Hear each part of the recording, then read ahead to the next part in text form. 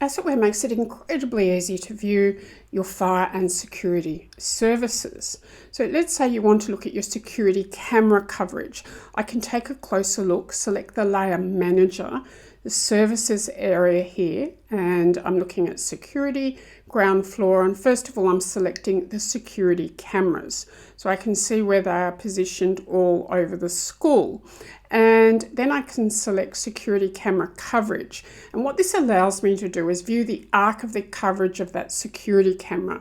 It makes it really easy to identify if the school needs to add any security cameras or if there are any gaps in that security coverage. And so the other area it allows me to do is also access the fire services. So I need to turn off this security information here.